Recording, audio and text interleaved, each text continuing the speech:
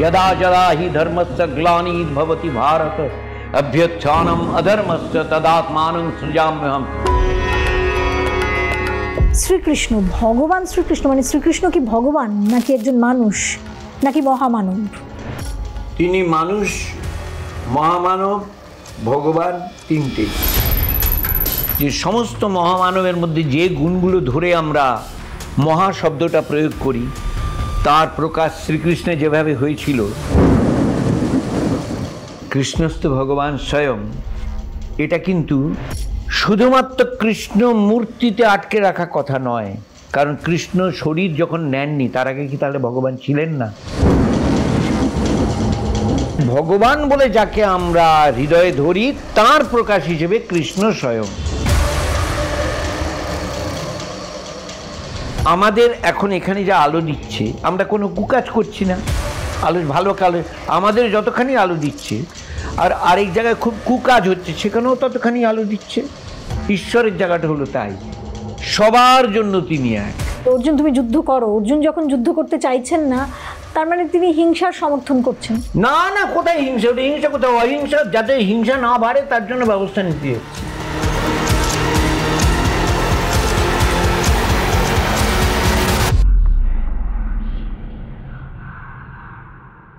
নমস্কার, mythology by রেনেসার আরও একটা পডকাস্টের এপিসোডে আপনাদের স্বাগত।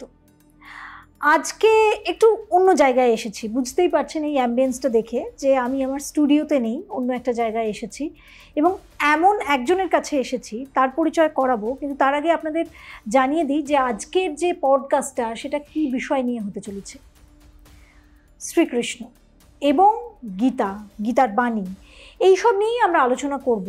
আমি খুব একটা ব্যাখ্যা দিচ্ছি না, কারণ আমার মনে হয় এখানে আমি সূত্রধর মাত্র। যার কাছে এসেছি তার অগাধ পাণ্ডিত্য, বিভিন্ন বিষয়ে তার জীবন দর্শন, তার ধর্মজ্ঞান, শাস্ত্রজ্ঞান, এটা বলার অপেক্ষা রাখে না। তবে যে মানুষটির কাছে এসেছি তাকে, তার কণ্ঠ, তার কথা আপনারা শুনেছেন, তবে মাইথোলজি বাই রেনেসায় এই প্রথমবার তিনি বলবেন। আমাদের রিকোয়েস্ট তিনি রেখেছেন অজয় ভট্টাচার্য। বেশিরভাগ মানুষের কাছে আমার পরিচয়টা কিন্তু স্তোত্রগান, স্তব পাঠ এগুলোর জন্য।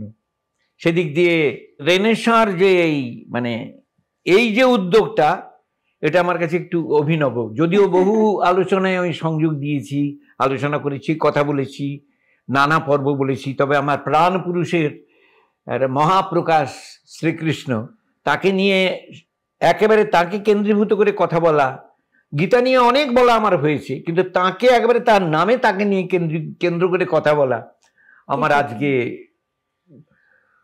প্রথম না হলেও বিশেষভাবে বলার মতো এইটা।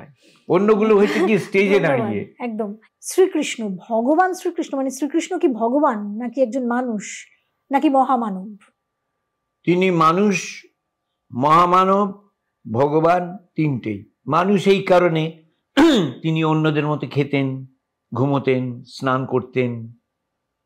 মহামানব এই কারণে যে সমস্ত মহামানবের মধ্যে যে গুণগুলো ধরে আমরা মহা শব্দটা প্রয়োগ করি তার প্রকাশ শ্রীকৃষ্ণে যেভাবে হয়েছিল,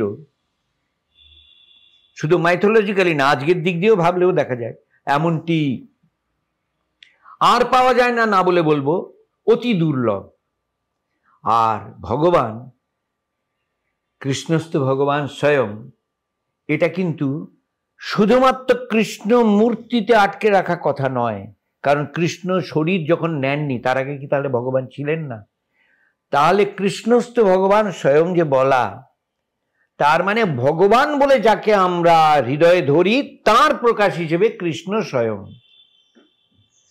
এই কৃষ্ণ রূপে যেটা দেখছি তিনি ভগবান হিসেবে কিন্তু শেষ কথা হয়ে রইলেন না, ভগবান বলে, কারণ তাহলে কি হয়ে যায়, একটু যুক্তির আলো হলে কথাটাকে ভীষণ নড়বড়ে হয়ে যায় যে তিনি ভগবান স্বয়ং। তার মানে এই রকম এই কাঠামোয় একটা জায়গায় কৃষ্ণ বসে আছেন, তিনি এবার স্বয়ং নেমে এসছেন মাতৃগর্ভে। ওটা অত্যন্ত স্থূল মানে, কারণ আমাদের ব্রহ্মসংহিতার প্রথম শ্লোকটা হলো ঈশ্বরঃ পরমঃ কৃষ্ণঃ সচ্চিদানন্দ বিগ্রহঃ অনাদিরাদিহি গোবিন্দঃ সর্বকারণ কারণম। তাহলে সর্বকারণের কারণ যে কৃষ্ণ, তার রূপকে দেখবে, তাহলে তো তার রূপের বাইরে একজন হতে হয়, তা তো না। সর্বকারণ কারণ মানে সব কিছুকে গ্রাস করে, তার তো রূপ ধরার বাইরে। সেই ধরার বাইরে যিনি, যার রূপকে কেউ কল্পনার অতীত করবে কোত্থেকে? যে করবে সে তো তাহলে নিজেকে বাদ দিয়ে কল্পনাটা করছে যে এই ভগবান, তাহলে তার কাছে ভগবানটা যেন 1000 আর সে 1 আর 999 ভগবান, 999 ভগবান হিসেবে নেমে, তা তো না। তাহলে কি, যে যাকে পরম বলা হচ্ছে তার সচ্চিদানন্দ বিগ্রহ, তিনি বিগ্রহের প্রকাশে যদি আসেন তো এদের আমাদের কাছে এই কৃষ্ণ বিগ্রহে তিনি তাই। এবার শিব নিয়ে কেউ ভাবলে আপত্তি নেই, এখানে কৃষ্ণ বিগ্রহের বর্ণনা তাই। এবার আরেকটা গভীরের মানে আছে। গভীরের মানে যেটা, সেটা বয়সে একটু উঠেছে, যে ধর্মে 5-6 থেকে আরম্ভ করে শেষ নিঃশ্বাস ত্যাগের আগে পর্যন্ত প্রত্যেকের মানুষের মনে রাখা, সেটা হলো ঈশ্বর আর ভগবান আইডেন্টিক্যাল না, কিন্তু কৃষ্ণস্তু ভগবান স্বয়ং বলতে পরম যে অখণ্ড ঈশ্বর আছেন তিনি ভগবান হয়ে এসছেন, এক্স্যাক্টলি তা নয়। বুঝতে হবে কেন। সূর্য, আমি অন্যত্রও বলেছি কিন্তু কৃষ্ণর নাম দিয়ে বলিনি, সূর্য আমাদের এখন এখানে যা আলো দিচ্ছে, আমরা কোনো কুকাজ করছি না, আলো ভালো কালো আমাদের যতখানি আলো দিচ্ছে, আর আরেক জায়গায় খুব কুকাজ হচ্ছে সেখানেও ততখানি আলো দিচ্ছে। ঈশ্বরের জায়গাটা হলো তাই, সবার জন্য তিনি এক। ভগবান তাহলে কি, ইনি যখন বিশেষভাবে কারোর হৃদয়ে ধরা দেন তখন তাকে বৈঠকখানা, রামকৃষ্ণদেব বলছেন সব জায়গায় তিনি আছেন, বৈঠকখানে তিনি একটু বিশেষভাবে বসেন। এই ভগবত্তার দিকটা তখন আর নিরপেক্ষ না সূর্যের মতো, তখন হলো তার হৃদয়ের টানে তার কাছে ধরা পড়া। আমি আগে একটা আলোচনায় বলেছি ম্যাগনিফাইং গ্লাস দিয়ে দেখিয়ে, যে সূর্যের আলো নিরপেক্ষ, এবার ম্যাগনিফাইং গ্লাসটা দিয়ে যদি একটা পার্টিকেল, কিন্তু আমি বলেছি এটা আমার বহুবার আমার মুখে বলা, এবার কাগজে ধরো, কাগজটা কি হবে, পুড়ে যাবে। ম্যাগনিফাইং গ্লাস দিয়ে ধরলে ফোকাসটা ঠিক হলে, কেন পুড়বে? সূর্যের যে নিরপেক্ষ আলো সবাই পাচ্ছে, ওটা বিশেষভাবে ওখানে তখন বর্ষিত হবে, সেই কাগজটাকে পুড়িয়ে দেবে। ঠিক তেমন ওই যিনি ঈশ্বর হয়ে সর্বত্র সমভাবে, যেখানে অতি বড় পাপ কাজ হচ্ছে, খুনোখুনি হচ্ছে, নোংরামি চূড়ান্ত হচ্ছে, সেখানেও তিনি সমানভাবে আছেন, আর যেখানটায় মহৎ কাজ হচ্ছে সেখানেও সমানভাবে আছেন, কিন্তু শরণাগতের কাছে সমানভাবে না, সেখানে তিনি আপনজন হয়ে আছেন।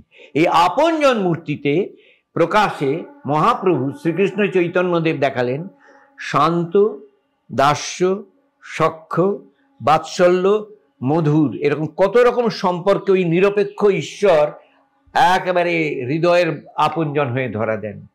শান্ত, তুমি আছো প্রভু, তুমি আমার। দাস্যর জায়গায় তুমি প্রভু, আমি দাস। সখ্য, তুমি বন্ধু, আমি বন্ধু, তুমি পরম বন্ধু। বাৎসল্য, তোমাকে আমি সন্তানের মতো দেখি। মধুর, তোমাকে আমি আমার দ্বৈতের মতো, প্রেমিকের মতো, আমার আপনতম জনের জায়গা থেকে দেখি। ফলে এখানে আরেকটা আশার, সেটা মহাপ্রভুর মুখ দিয়ে বলেননি, আসেনি, রামপ্রসাদ রামকৃষ্ণদেব বলেছেন সন্তান ভাবে, যে তুমি মা বাবা, আমি তোমার সন্তান। এই প্রত্যেকটা তাহলে কিন্তু ব্যক্তিগত সম্পর্কে, এই ব্যক্তিগত সম্পর্কে আসা প্রকাশটি হলো ঈশ্বরের ভগবান রূপ। সেদিক দিয়ে কৃষ্ণস্থ ভগবান স্বয়ং, কারণ এই 5টায় তার দেখা গেছে অসামান্যভাবে ধরা দেওয়া। শান্ত আমরা দেখতে পাই অর্জুনের কাছেও বটে, অক্রূরের কাছে, উদ্ধবের কাছে। দাস্য, দাস্য তো তার শেষ নেই, মানে তার কাছে নিজেকে দাস মনে করা। সখ্য, ওর সেই অর্জুন আবার এসে পড়ে পরবর্তীকালে, তারপর সুদামা ইত্যাদি। বাৎসল্য, তিনি যশোদা, নন্দ এদের কাছে বাৎসল্য, তারা ভগবান ঈশ্বরকে তারা সন্তানের মতো করে, আরে লাগেনি তো, খিদে পেয়েছে, খা, এরকম জায়গা থেকে পেয়েছিলেন। আর মধুর্ত, শ্রীরাধা, চরম বিকাশ, পরম বিকাশ, সঙ্গে অষ্ট সখী, আজও মানুষ পায়, মীরাবাইও ছিলেন। ফলে এই যে শান্ত, দাস্য, সখ্য, বাৎসল্য, মধুর এবং অভ্যুত্থানম অধর্মস্য তদাত্মানং সৃজাম্যহম, এই যে বলা, যদা যদা হি ধর্মস্য গ্লানির্ভবতি ভারত অভ্যুত্থানম অধর্মস্য তদাত্মানং সৃজাম্যহম, কৃষ্ণের মুখ দিয়ে বেরিয়েছে কি, পরিত্রাণায় সাধুনাং, সাধুদের পরিত্রাণ করতে, সজ্জনদের পরিত্রাণ করতে, বিনাশায় দুষ্কৃতাম, দুষ্কৃতিকারীদের বিনাশ করতে। এখানে দাস্য সখ্য বাৎসল্য মধুরের কথা কৃষ্ণ বললেন না, এই পরিত্রাণায় সাধুনাঙে কিউ ধরে ওটা হলো তাই যে সাধুদের পরিত্রাণ কি তাদের কাছে এক একটা বিশেষভাবে ধরা দিয়ে সেই সম্পর্কিত হয়ে আমি তাদের কাছে পৌঁছই। এইবারে মজাটা হলো, এটা না বললে এই শ্লোকটা আসে না। এই যে যদা যদা হি ধর্মস্য গ্লানির্ভবতি ভারত অভ্যুত্থানম অধর্মস্য তদাত্মানং সৃজাম্যহম পরিত্রাণায় সাধূনাং বিনাশায় চ দুষ্কৃতাম ধর্ম সংস্থাপনার্থায় সম্ভবামি যুগে যুগে।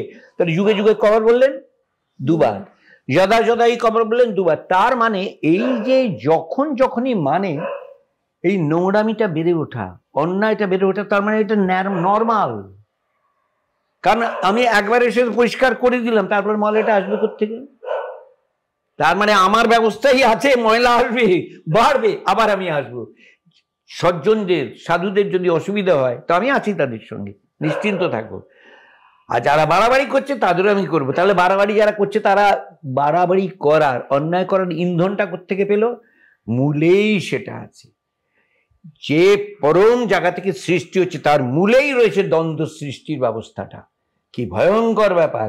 কারণ দ্বন্দ্বহীন সমাজ হলে তো সব ধ্যান করে বসে থাকবে। উন্নতি অবনতি, আজকে এই যে মেশিনারি দিয়ে তুমি আমার কথাটাকে, আলোচনাটাকে পৌঁছে দিতে পারছো, আজ থেকে 50 বছর আগে ভাবার বাইরে ছিল, 100 বছর আগে তো মানে কল্পনার অতীত। তাহলে এদিকের প্রোগ্রেসও আছে, আবার এর সঙ্গে দূষণ এসে যাচ্ছে, সাইবার বদমাইশি, চুরি। তার মানে কি যা প্রোগ্রেস হবে সঙ্গে সঙ্গে সেটার একটা উল্টো জিনিসটা এসে যাবে। সেই জন্য যদা যদা হি ধর্মস্য, যে মানুষের এগোনো যেই থাকবে, তাহলে এগোনোটা কিরকম? এই পঞ্চভৌতিক জায়গাটা এগোনো, এটাকে হরাইজন্টাল ধরো, বুঝতে পারছো?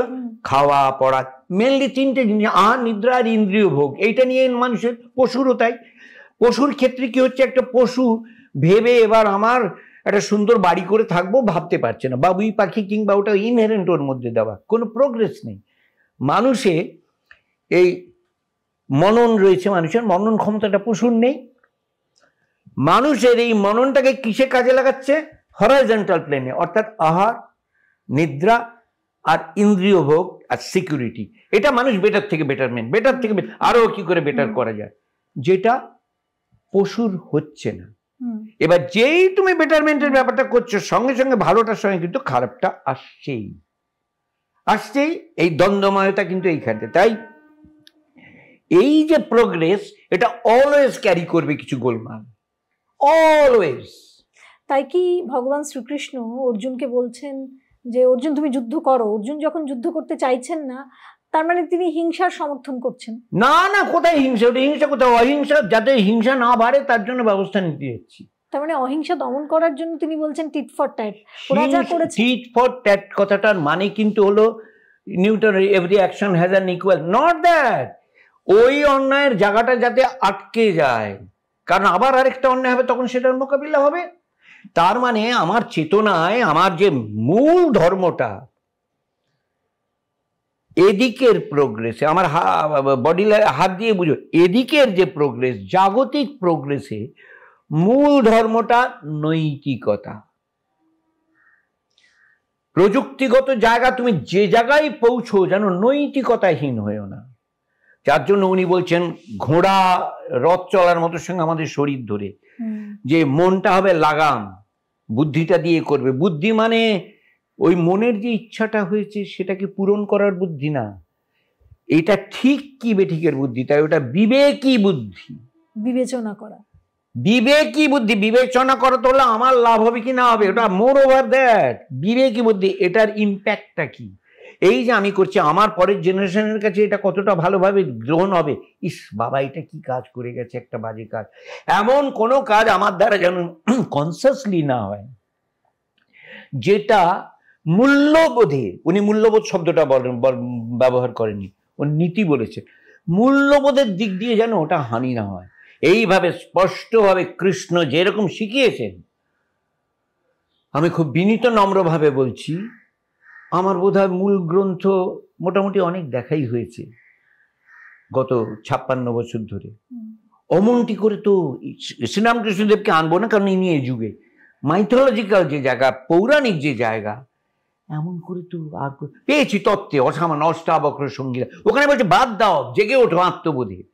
এদিকে জায়গাটাকেও ঠিক করে চলা কি, কৃষ্ণ ইজ দি ম্যান, যে এই যে এটাকে ওটাকে হচ্ছে ভার্টিক্যালি ওঠা, তুমি অন্তর্মুখী ভাবে এই যে এগিয়ে যাওয়া, সেখানে অলিঙ্গ, সেখানে তুমি নারী পুরুষের সামনে, সেখানে হলো বোধের জায়গা থেকে। আর এটা কিন্তু অলিঙ্গ না, এটা নারীর একরকম ব্যবস্থা, পুরুষের একরকম ব্যবস্থা, মানুষ শেখার যার যোগ্যতা আছে তার লেখাপড়ার জন্য একরকম ব্যবস্থা, তুমি প্রেসিডেন্সি কলেজে প্রত্যেককে ঢোকাতে পারবে না ভালো রেজাল্ট ছাড়া, এইগুলো থাকবেই। ওটাই তাই, ভেতরেরটায় তা না। তোমার যদি যোগ্যতা হয়ে থাকে, তুমি রবিদাস জুতো করতেন, জুতো সেলাই করতেন, কবির জোড়ে পূর্ণতায় তারা জেগে উঠেছেন। কৃষ্ণ তাদের সঙ্গী, কৃষ্ণ তাদের ঘরের দেয়ালের দেবতা না, কৃষ্ণ তাদের প্রাণ পুরুষ। তখন কত বড় বড় রাজা মহারাজ, তাদের কাছে কৃষ্ণ দেবালয়ের বিগ্রহ, তার বেশি কিছু না। ভালো করলে ভালো ফল দিয়েছেন, খারাপ করলে নিরপেক্ষ। রবিদাস, কবির, এদের তাহলে কোথায় গেল তোমার কি প্রফেশনে তুমি আছো, কোন জাতি আছো, সব বাজে। কৃষ্ণ নিজে বড় হয়েছেন গরু চালকদের ঘরে, গোয়ালার ঘরে। কৃষ্ণ যাকে গীতা শেখাচ্ছেন তিনি ক্ষত্রিয় বংশজাত। এখানে কোথায় জাতে ব্রাহ্মণের প্রশ্ন, ওটা ব্রহ্মবিদ্যার একটা শ্রেষ্ঠ গ্রন্থ। কিরকম কন্ট্রাডিক্টরি অ্যাপারেন্টলি। না না, উনি তো ভগবান, আর যেই ভগবান বলে কেন ভগবান ভগবত্তা বলছো, এই শিখিয়েছেন বলে কি শিখিয়েছেন? শিখেছেন চাতুর্বর্ণময়া শ্রেষ্ঠং গুণ কর্ম বিভাগস, যে 4টে বর্ণ গুণ কর্ম অনুযায়ী, বংশ অনুযায়ী না। কোন জায়গায় উনি বংশ অনুযায়ী বলেননি। কৃষ্ণ গীতার মধ্যে দর্শন, যা আধ্যাত্মিক পথে এগোবার জন্য যে দর্শনের জায়গাটা আছে, যেমন 5টি যোগের 4টি নিয়ে অসামান্য মানে তুলনাহীনভাবে করেছেন, পঞ্চমটা নিয়ে করে, সবটাই একজনকে করতে হবে তা না, এমনটি তো আর কাউকে করা যায় না। এই যুগের কথা বলো না, তোমার মাইথোলজির একটা পরিসর রেখে বলছি। কিরকম দেখো, আমার অনেকবার বলা, কিন্তু তোমাদের কাছে বলিনি বলে আমি একটা অন্যত্র গোলপার্কে কিংবা নানা জায়গায় আমি আলোচনায় বলেছি, কিন্তু এখানে একটু বলছি। আমাদের যে আমরা বলি না ওই লোকটার মনটা খুব উঁচু নিচু, এটা খুব ভুল বলা। আসলে প্রত্যেকের তফাৎ আমার তোমার ওর বোধবৃত্তিতে, আত্মবৃত্তিতে না। আত্মবৃত্তিটা একেবারে ট্রান্সেন্ডেন্ট, বোধবৃত্তিটা যার যার, মানে একটা বিরাট বড় ভান্ডারে, আমি রসগোল্লা দিয়ে বলি, এখানেও রসগোল্লা দিয়ে বলবো, রসে ভরা রসগোল্লাগুলো ভাসছে, রসগোল্লাগুলোর মধ্যে রস, বাইরে রস, রসগোল্লাগুলো যেন জীব, এই রসত্বটা হলো পরমাত্মা। ফলে রসগোল্লাটা এখান থেকে এখানে যাক, ওখানে যাক, সবসময় রসে আছে বলে একই রস। তার মানে ওইখানে আমি এখান থেকে এখানে হেঁটে গেলাম, এইখানকার আমিটাকে টুকরোটাকে নিয়ে গেলাম তা না। যেহেতু রস সর্বত্র, তাই যেখানেই যাই আমার এক রস রয়েছে, এটা হলো আমিত্বে। আর যেই মনের বিকাশ, সেটা হলো বোধবৃত্তি ধরে সঙ্গে সঙ্গে তুমিত্বে এসে যাচ্ছে। কিরকম? এইটা ধরো বোধবৃত্তি। তুমি দেখবে আমার আলোচনায় পাবে না হাত দিয়ে দেখানো, কিন্তু আমি বারবার বলতে আমার আপত্তি নেই। এই বোধবৃত্তির 5টা ফাংশনিং দিক আছে। একটা হলো পশুতেও পাবে, প্রাণ, প্রাণের কথাটা পরে বলছি।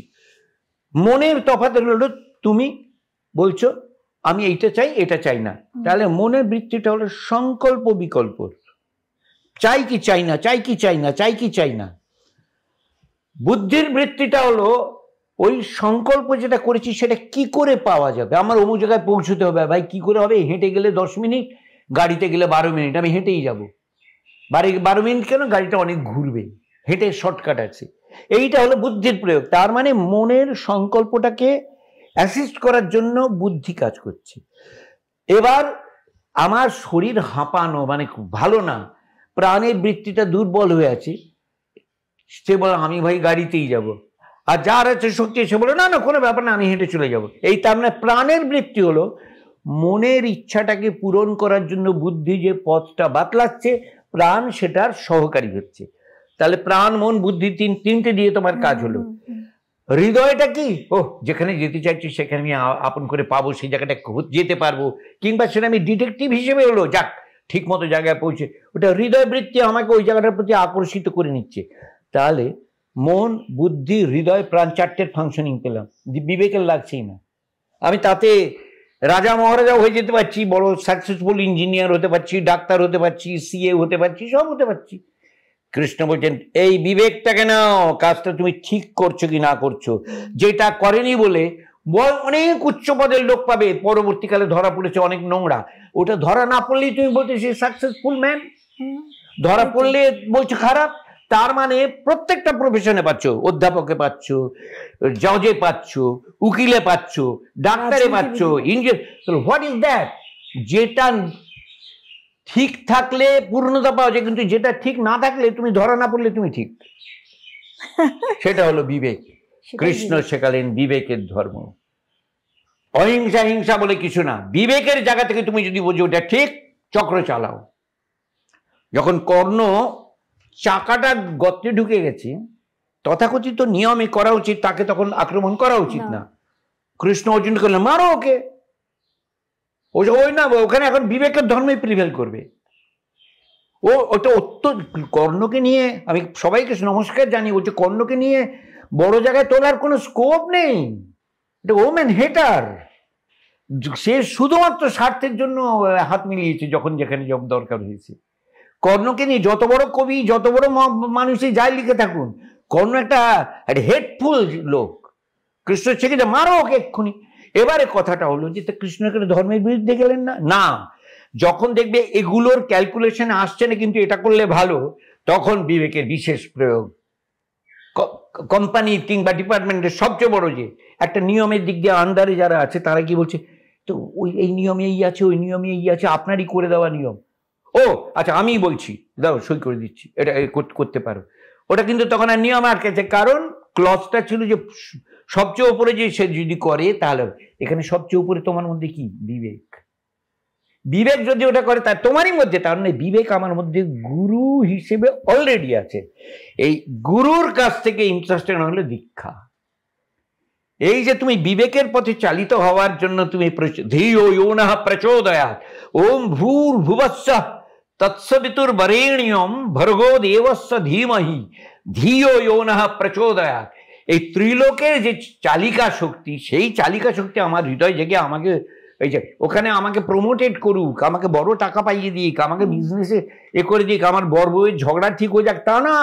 ধিয়ো ইয়ো নঃ প্রচোদয়াৎ, আমাকে ধী দিয়ে যাক। ধী মানে কিন্তু এখানে ইন্টেলিজেন্স না, তাহলে তো সব সায়েন্টিস্ট একটা বিরাট বড় বড় ঋষি বলবো না, কখনো না। তারা প্রণম্য নমস্য। ঋষি মানে সত্যদ্রষ্টা, মৌলিক সত্যকে যে দেখতে পাচ্ছে, এই মৌলিক সত্যের জায়গা থেকে যে কথা বলে সে হলো ঋষি। কৃষ্ণ ছিলেন পরম ঋষি। সেই জন্য কৃষ্ণ ঋষিও বটে, ভগবানও বটে, ইনস্ট্রাক্টরও বটে। আর যদা যদা এই ধর্মের মানে বললাম, তা আসবেই গোলমাল, কারণ এদিকে প্রোগ্রেস হলে ডার্টি আসবেই। চণ্ডীতেও তাই দেবী বলেছে এত্থং যদা যদা বাধা দানবত্তা ভবিষ্যতি তদা তদাবতীর যা। মানে এই দুটো কথাই এই লেভেলে ভালোর সঙ্গে খারাপ আসবেই। গীতার কোন অংশটা আপনার মনে হচ্ছে যে সব থেকে ইম্পর্টেন্ট আজকের জেনারেশনের জন্য, এবং কৃষ্ণ সেখানে একেবারে আনপ্যারালাল? এখানে একটা অপূর্ব প্রশ্ন তুমি করলে, যে প্রশ্নের সম্মুখীন আমি মনে হয় না বিগত কয়েক বছরে হয়েছি কখনো। সেটা হলো সবচেয়ে ইম্পর্টেন্ট জায়গা, সবচেয়ে ইম্পর্টেন্ট বার্তাটা কি জানো? কৃষ্ণ বলছেন বলে ধরো আমি যা বলছি আমার সব কথা সমান ইম্পর্টেন্ট, এইটা হলো সবচেয়ে ইম্পর্টেন্ট। অর্থাৎ don't focus according to your choice, that is the মানে সারমন অফ গীতা। যেই মুহূর্তে তুমি বলে সবচেয়ে ইম্পর্টেন্ট আমার ওই জায়গাটা লাগে, তার মানে তুমি তোমার পছন্দের জায়গা থেকে কৃষ্ণের জায়গাটা দেখছো। তার মানে তুমি নির্ণয় করছো কোন জায়গাটা কৃষ্ণের ভালো।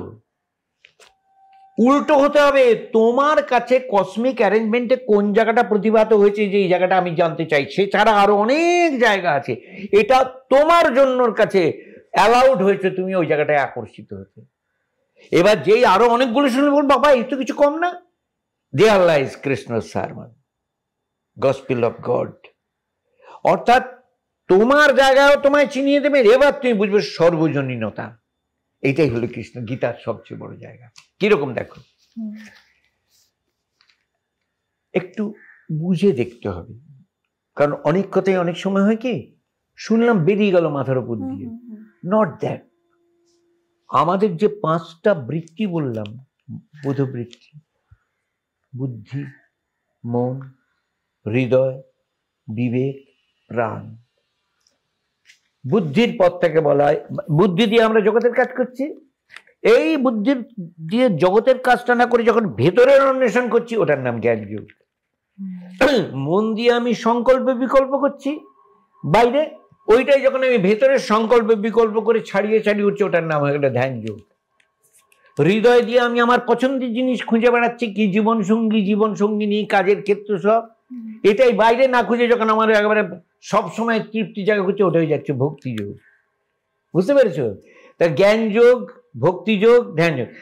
বিবেক নিয়ে যখন কি কাজ আমার বড় কথা না, আমি মেয়র না মিনিস্টার না দারোয়ান না, এই কাজটা আমি ডেডিকেটেডলি ঠিকভাবে করা, বিবেক ধরে যেন আমার ভুল নয় করছি, এটাই তখন ক্রিয়ায় বাইরে যখন করছি ওটা এমনি কাজ, ভেতরে যখন ওইভাবে ঠিকঠাকই খুঁজছি তখন ওটা হয়ে গেল কর্মযোগ। তাহলে জ্ঞান যোগ, হৃদয়টাও বললাম, জ্ঞান যোগ, ধ্যান যোগ, ভক্তিযোগ, কর্মযোগ বললাম। আরেকটা কথা, সেটা কৃষ্ণ বিশেষ বলেননি, সেটা তন্ত্রে বলেছে, শক্তি যোগ। সেটা হলো প্রাণের উদ্যমে, যা থেকে তন্ত্রটা এসছে। এখানে কৃষ্ণকে বাদ দিয়ে আমি বলছি না, কিন্তু কৃষ্ণ ওই দিকটা নিয়ে বেশি বলেননি। সেটা হলো আমার এই যে ইন্দ্রিয়াদি, এগুলো তো আমার সৃষ্টি না, এগুলো প্রত্যেকটাই আমি নর্মাল ব্যবহার করব, কিন্তু কোনোটা আসক্ত হয়ে না। চোখে দেখতে খুব ভালো লাগছে মানে শুধুই আমার চোখে দেখতে ভালো লাগে জায়গায় ছুটলাম, ওটা না। নিশ্চয়ই চোখের দেখার ইন্দ্রিয়র ভালো লাগা থেকে মনকে তুলে নাও, না, তন্ত্র বলছে না, এইগুলো প্রাণের পথ। চোখের ভালো লাগা, কানে শুনতে ভালো লাগা, খেতে ভালো লাগা, ইন্দ্রিয় ভোগে ভালো লাগা, সবই থাকে, but don't be attach, don't be slave. এর কোনোটাই আসক্ত হয়ে পড়ো না। তার যে কংক্রিট পথ সেটা হলো তন্ত্রের পথ, শক্তিযোগ। কৃষ্ণ ওটা নিয়ে বেশি বলেননি, সবই তাকে বলতে হবে, তার অন্যরা কি বলবে, যাকে ওটা কথা না। এবারে এসো প্রত্যেকটা দিক নিয়ে কৃষ্ণের। এখানে যদি আমি কৃষ্ণের জ্ঞানযোগ বলি তোমাকে আমি ঘন্টার পর ঘন্টা বলতে পারবো হয়তো, কিন্তু আমার মনে হয় না সেটা এখানে এখন প্রয়োজন তার দিকটা দেখো। তিনি জ্ঞানের পথে অন্বেষণটা শিখেছেন। মৌলিক আমি বোধে কি করে তুমি জাগ্রত হবে, যেখানে তোমার বাহ্যতে যে নাম, তোমার জেন্ডার ভেদে যে পরিচয়, ও সবের বাইরে কনস্ট্যান্ট যেটা রয়েছে, কৃষ্ণ সেটা কি শিখিয়েছেন যদি বলো তাহলে তো একটা আলাদা আলোচনা হবে, সব হতে পারে পরে। ধ্যান যোগে এটা শিখিয়েছেন, মনটা কি করে ওখানে তোলার জন্য তুমি মনের পথ দিয়ে যাবে। ভক্তি যোগে শিখিয়েছেন হৃদয়ের পথে কি করে তুমি সে জায়গা মনমনা ভব মদ্ভক্ত মজ্জাজি মাং নমস্কুরু। কর্মযোগে তো গোটা গীতাটাই শিখিয়েছেন তাই। তাহলে এইটা কৃষ্ণের এটা অসামান্য ব্যাপার যে 4টে যোগের কংক্রিট পথ পাওয়া যাচ্ছে, তাই কৃষ্ণ যোগ বলতে পারে সেটাকে। 4টে যোগের, শক্তি যোগের পাবে, কারণ গোটাটা তো শক্তিরই ব্যাপার। এবারে স্যালিয়েন্ট ফিচার বিশেষভাবে দেখাবার অবতার রূপে আসার অঙ্গীকার উপনিষদে পাই না, আমরা অন্য শাস্ত্রে পাই না, চণ্ডীতে পাই, গীতায় সেটা পাই। পরিত্রাণায় সাধুনাং, আমি একটু আগেই বললাম, এটা গেল। তাহলে ওইটা একটা স্পেশাল জায়গা যেটা অবতারত্ব, সেটা তুমি শোনো। বেদান্ত শব্দটার সঙ্গে পরিচিত। বেদান্ত মানে বেদের অন্তে যা আছে। বেদের অন্তে প্রপারলি বললে আছে কিন্তু উপনিষদ, কারণ সংহিতা, ব্রাহ্মণ, আরণ্যক, উপনিষদ, তাই বেদের অন্তে আছে উপনিষদ। এবারে উপনিষদের নাম বেদান্ত হলে তাহলে কেন বেদান্ত দর্শনে গীতাকে ধরা হয়? ওইটা হলো বেদান্তে মানে বেদের অন্তে, আর বেদ মানে বিদ মানে জ্ঞান, জানা। বেদ মানে জানার জায়গার অন্তে যা আছে তাতে যে গণ্ডিটা ধরা হয়, গণ্ডি বলবো না, উচ্চ জায়গাটা ধরে, তাতে 3টি শাস্ত্রকে সামনে রেখে বলা হচ্ছে। উপনিষদ হলো শ্রুতি ধরে বেদান্ত, আর স্মৃতি শাস্ত্র ধরে বেদান্ত হলো গীতা, আর ন্যায় শাস্ত্র ধরে বেদান্ত হলো বেদান্ত সূত্র ব্যাসদেবের করা। ফলে গীতা হলো স্মৃতি প্রস্থান। 3টে প্রস্থান আমাদের, প্রস্থান বেরিয়ে যাবো না, প্রকৃষ্ট স্থান। এই গীতায় উপনিষদে যা বলা আছে, গীতা তার সারমর্ম দেওয়া আছে, কৃষ্ণ বলছেন সবকিছুই পাওয়া যাচ্ছেন, খালি অবতার তত্ত্বটা উপনিষদে নেই। কিন্তু কৃষ্ণ বলছেন একদম নিজের জায়গা থেকে, যেমন অনেকগুলো জায়গাকে এ করেছে। বেদের যে সংহিতা ভাগ, এইভাবে যজ্ঞ করো, এইভাবে এই কর্ম করলে এই ফল পাবে, এইভাবে করা। কৃষ্ণ প্রকারান্তরে অশ্রদ্ধা না করে অপূর্বভাবে অর্জুনকে বলছেন ওগুলোর দিকে নজর দেওয়ার দরকার নেই। যে পুকুরে, যে সমুদ্রের ধারে আছে তার পুকুরের প্রয়োজন আছে, প্রকারান্তরে বললেন, এক কথায় বুঝিয়ে দিলেন। এবার এখানে একটা কথা বলছেন, কর্মণ্যেবাধিকার আসতে মা ফলেষু কদাচন। এটা খুব কনফিউজিং জায়গা একটা অনেকের হয়ে যায়। আমি অঙ্কটা করার সময় ফলটা চিন্তা না করে অঙ্কটা করবো যে এই ফলটা আমার পৌঁছতে হবে, তো কি রেজাল্ট। হ্যাঁ, আর আমি কম্পিটিটিভ এক্সামিনেশন দিচ্ছি, আমি ফলের চিন্তা করবো না? অবশ্যই করব। উনি কি বলছেন, এইটি করলে আমার কর্মফলে কি বেটারমেন্ট হবে, এই যে করলে এটা দিয়ে আমি ব্যক্তিগত আমার লাভ লাভ, কর্মগত না। কর্মণ্যেবাধিকার, কর্মের অধিকারটা আমি এলো কি করে, আমি কর্মের অধিকার পেলাম তো আমি কর্মটা করতে হবে, তাহলে সেই অধিকার আমার প্রথম কাজ থেকে ফলটা যেন ঠিক করে হয়, সেই ফল নিয়ে বলছেন না। আমি অঙ্কের পরীক্ষার নিয়ে আমি অধিকারটা পেলাম কেন, আমি যেহেতু আমি কার্ড পেয়ে গেছি, 6 বছর পড়ে নিয়েছি, আমি এমএসসি পরীক্ষা দিতে বসে আমি এটা অধিকারে পেয়েছি। এবার মা ফলে আমি ফলটা চাইবো না যে পাস করা, নিশ্চয়ই চাইবো, ওটা পেপার ওয়াইজ। এইটা হয়ে এবার আমি অধ্যাপকও না, আমি ব্যবসায়ী করবো না, এবার আমার এই ডিগ্রিটা হলো, সুতরাং ওই ফল হলো, অন্য কোনো ফলের চিন্তা করো না, যেটা করছো সেটার খালি চিন্তা করো। বোঝো, কমপ্লিটলি মানেটা অন্য জায়গায় চলে গেল। যখন যুদ্ধ করছো, ওকে মারতে হবে, একদম তীর দিয়ে কি করে বধ করবো ওইটা ভাববে, কিচ্ছু অন্য কথা ভাবা না, ফোকাস একদম। চণ্ডীর মধ্যে তাই বলছেন দেবী, চিত্তে কৃপা সমর নিষ্ঠুরতা চ দৃষ্টা। মনে থাকবে কৃপা, সমবেদনা, সহানুভূতি, কিন্তু ক্রিয়াটায় থাকবে সমর নিষ্ঠুরতা। একদম মারতে হবে তো মারবো, আদর করতে হবে তো আদর, সবটাই, কিন্তু অন্তরে থাকবে সহানুভূতি, অর্থাৎ ঘৃণা যেন না থাকে, হিংসা বোধ যেন না, তাই হলো অহিংসা। অর্থাৎ তোমার তরোয়াল চালাতে হতে পারে, ভেতরে যেন অহিংসা বোধ থাকে। আমি ওকে খতম করার জন্য এটা কর্তব্য বলে করছি, তার মানে অহিংসা ব্যাপারটা রুটে, ক্রিয়ায় না। যে আমি এই বোধটা, ডাক্তার একটা আঙুল আমার কেটে ফেলতে হবে, ডাক্তার এখানে, এটা হিংসা বোধ না, এই আঙুলটা রাখলে এটা ছড়িয়ে পড়বে গ্যাংগ্রিনটা, তাই কাটছেন। বলে বাবা বলবেন না উনি কি ডাক্তার ধরে আঙুলটা কেটে দিল, বাবা এরকম নৃশংস। এবার আরেকজন বলে কেন কাটলো, ওটা গ্যাংগ্রিন হয়ে গেছিল। সুতরাং এই সেইখানে যে অস্ত্র চালনা, সেইখানে যে কঠোরতা, সেইখানে যে অপেক্ষা না করে সঙ্গে সঙ্গে ঝাঁপিয়ে পড়ো, এটা হিংসা নয়, এটা হলো রিয়াল অহিংসা। অর্থাৎ রিয়াল অহিংসা বোধটা তোমার কোনো দুর্বলতা দিয়ে হবে না। আমরা যে অহিংসা বলে অনেক সময় ভুল বাচিকে প্রয়োগ করি, ওটা দুর্বলতা জড়িয়ে, যে এটা কি হিংসা হয়ে যাচ্ছে না, দুর্বলতা দিয়ে হবে না, একদম দৃঢ়তা দিয়ে ওটা দেখতে হবে, তবে সেটা অহিংসা। অহিংসা তো হালকা একটা আলগা কথা নয়। অহিংসায় তরোয়াল চালানো থাকতে পারে, চক্র চালানো থাকতে পারে। হ্যাঁ, আজকে যদি তরোয়াল চালানো, আমি বলবো এটা ভুল, কারণ এখন তোমার আইনের প্রক্রিয়ায় এইটা করো বলবো। আরেকটা বিষয় এই সময় ভীষণভাবেই প্রাসঙ্গিক, সেটা হলো হিংসা, প্রতিযোগিতা। এগুলো কি, মানে এগুলো অ্যাকচুয়ালি এই সম্পর্কে কৃষ্ণ কি বলছেন, এগুলো কি হওয়া উচিত? দেখো, গীতার মধ্যে একটা অদ্ভুত শ্লোক আছে, এরকমটা পাবে না। অহংকার বিমূঢ় আত্মা কর্তা হমিতি মন্যতে। কৃষ্ণ বলছেন অহংকারে বিমূঢ় হয়ে লোকেরা নিজে যা ক্রিয়া করে নিজেকে তার কর্তা মনে করে, মানে ভুলটা ধরিয়ে দিচ্ছেন।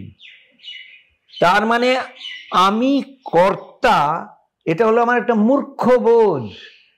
সে মূর্খ বোধের মূলে রয়েছে আমি একটি আলাদা জীব, অহং স্বাতন্ত্র বোধ।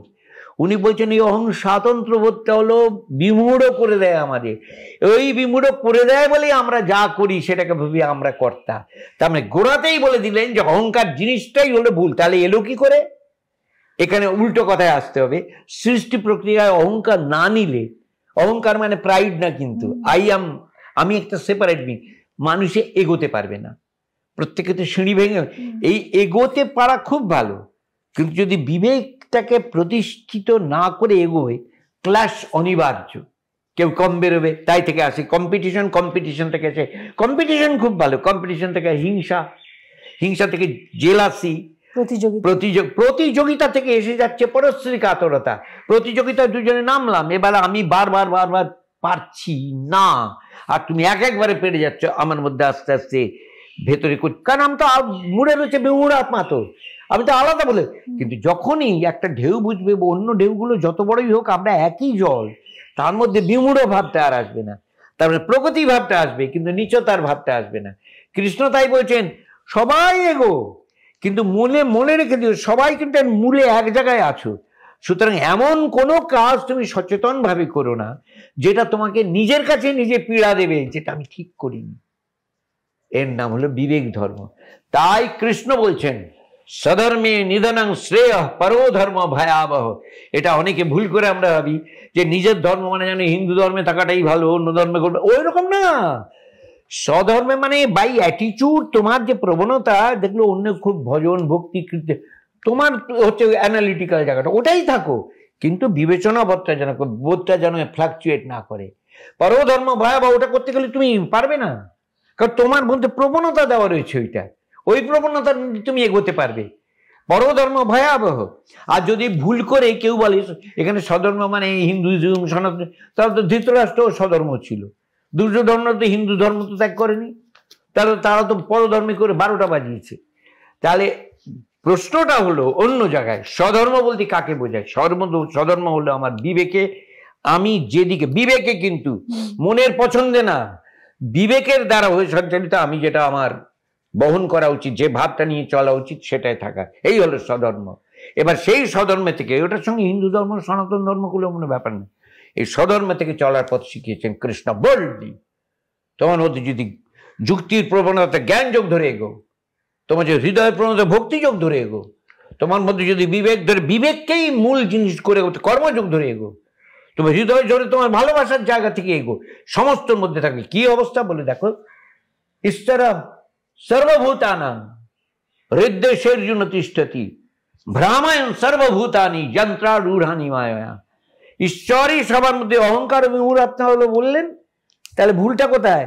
আমি কর্তাবোধ, তাহলে আসলে কেউই কর্তা না, তাহলে তো পাপ পুণ্য থাকে না। বলে তো আমি কর্তাবোধে করছে বলে পাপ পুণ্যটা আসছে, তবে ওইটা জ্ঞান থেকে, ওটা কি করে কাটাবো? হয় তুমি ভক্তির পথে যাও, নয় জ্ঞানের পথে যাও, নয় কর্মের পথে যাও, একটা পথ আশ্রয় করে এগো, চমৎকার ভাবে তুমি যাবে। তো আমি তো ধরতে পারছি না, তাতে কি হয়েছে? আমি বলছি মেনে নিলে, এবার তাহলে কি করবে? মন্মনা ভব মদ্ভক্ত মজ্জাজি মাং নমস্কুরু, যাই করছো আমার প্রতি ডেডিকেটিভ। এবং সেই ডেডিকেটেডটা কিরকম পন্থা কৃষ্ণ দেখাচ্ছেন, চোখের পাতা ফেলা না ফেলা। মানে গীতার মধ্যে অদ্ভুত ভাবে একটা দেখো শ্লোক, মানে সে চমকে যাবে শুনলে, 5:8-9, পঞ্চম অধ্যায়ের 8-9। আমি এটা মানে দেখিয়ে দিচ্ছি কেন, যাতে তোমাদের সবার কাছে পৌঁছয় কথাটা। দেখো, সে দেখে পশ্যন শৃণ্যন স্পৃশন জিঘ্রন্নস্নন গচ্ছন স্বপন শশন প্রলপন বিসৃজন, সব সে দেখে। সেইটা চোখের পাতা ফেলা না ফেলা, বাথরুমে যাওয়া ক্রিয়া করা পর্যন্ত, মলমূত্রাদি ত্যাগ পর্যন্ত, আর কোনটা নিয়ে কৃষ্ণ বলছেন তাই হয়ে যায়, সমস্তটা তোমার। শুধু ঠাকুর ঘরের ব্যাপারটা তোমার পড়ে না লোকে তো গীতা। দেখো না, এই যে যোগযুক্ত হয়েছে, আমি শ্লোকের নাম্বার বলে দিচ্ছি, পঞ্চম অধ্যায় 7, 8, 9, আমার কাছে এগুলো ঠাকুরের কৃপায় এতে আছে।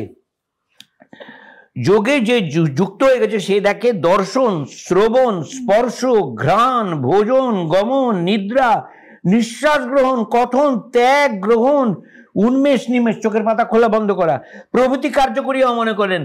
এগুলো সব ইন্দ্রিয়গুলো তার শক্তিতে কাজ করে যাচ্ছে, সব তার পেছনে কে আছেন?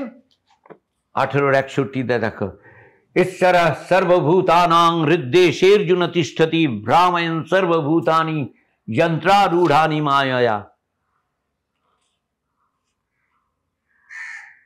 সমস্ত যন্ত্রের মা আমি তোমার নিকট বলেছেন, এটা তোমার নিকট গুহ্য থেকে গুহ্য তত্ত্ব কথা ব্যাখ্যা করলাম।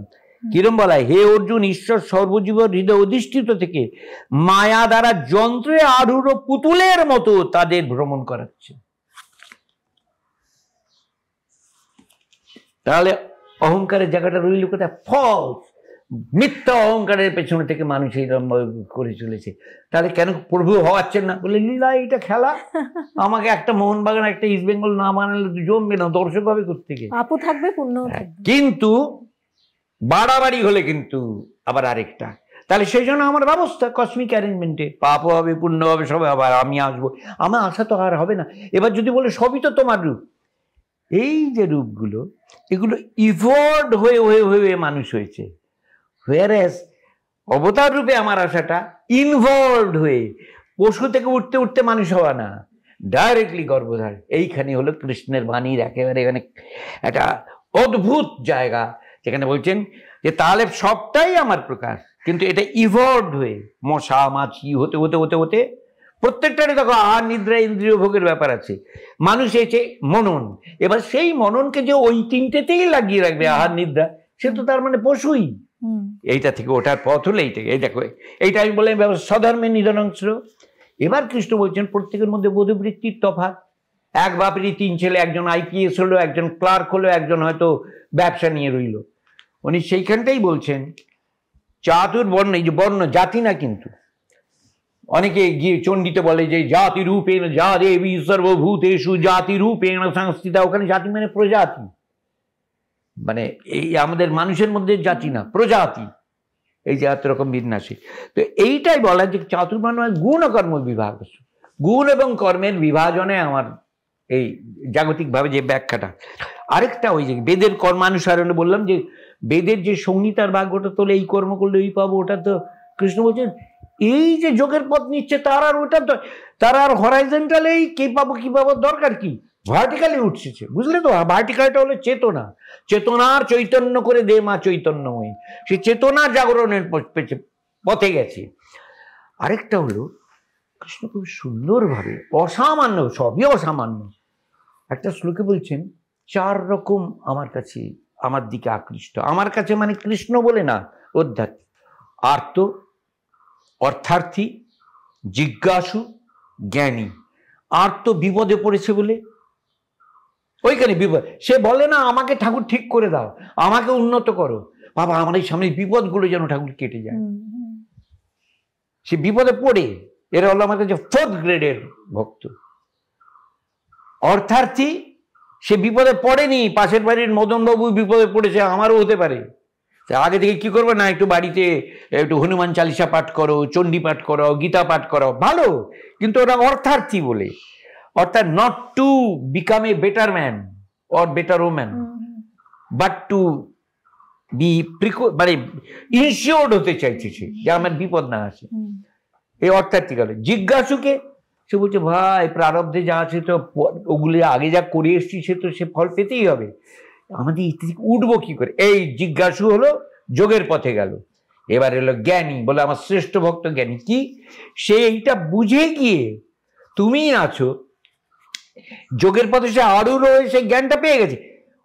অন্যদের মধ্যে সে তখন কাকে দেখে, প্রভুকে ওই ওই রূপে, তখন ওই ওই রূপে তার জন্য যে হেল্পিং হ্যান্ড দেওয়া, ওটা তার কিন্তু ঈশ্বর সেবাই হচ্ছে।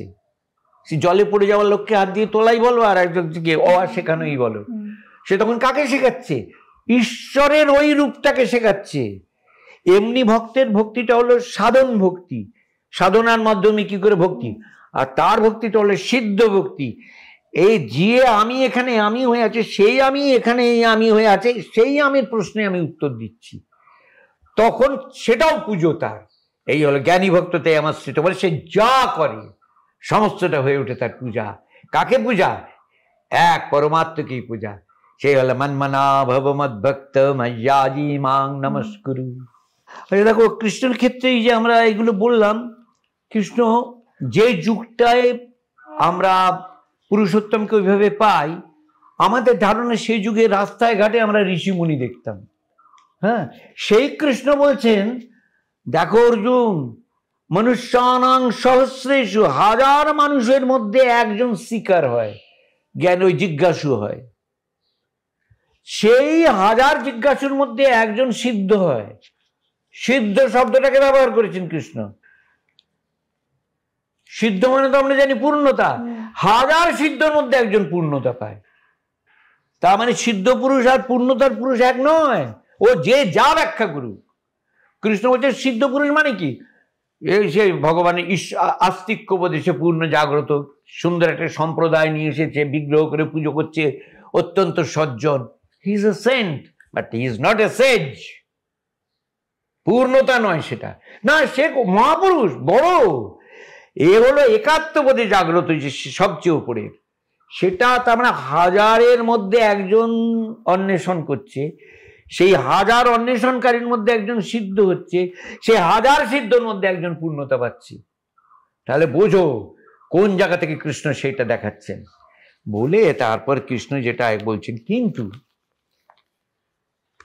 বিভিন্ন রকম ভাবে যে যা আছে সবই তো তার গ্রেডে উঠতে উঠতে ওই জায়গায় আননেসেসারি ডিস্টার্ব করে কারোর ভাগ ভঙ্গ করো না। এই তোমরা সব ভুল জায়গায় আছে, এসো আমাদের সম্প্রদায়ে এসো, আমরা ভালোটা শেখো। Never do that. সে যদি জিজ্ঞাসু হয়, সে যদি জানতে চায়, তাকে তুমি সেবা বোধে সেইটা করো, তাকে জ্ঞান দিয়ে, জানিস আমরাই ঠিক বলছি একদম, তারপর তুমিই বোঝনি, তার মানে তুমি নিজেই বোঝনি। কারণ তুমি যখন দেখছো সমস্তটা তার প্রকাশ, তার মানে প্রত্যেকটার প্রতি তার অ্যাটেনশন আছে। তার তোমার যখন মনে হচ্ছে আরে একে একটু বোঝালে হতো, তোমার যে মনে হওয়াটা, তাহলে তিনিই তোমাকে করিয়ে দিলেন। Move in that way. Hero হতে যেও না, মস্তান হতে যেও না আধ্যাত্মিকতায়, আমাদেরটাই আসল, আমাদের সম্প্রদায় ঠিক, আমরা যা বলছি। Never do that. তোমারই হয়নি তার মানে। আর হিংসা অহিংসায় ভুল জায়গায় না। বোধটা অহিংসা মানে কি জানা, আমার অকল্যাণ বোধ না থাকে, দ্যাট ইজ কল্ড অহিংসা। ওটার মধ্যে পরশ্রীকাতনতা না থাকে, জেলাসি না থাকে।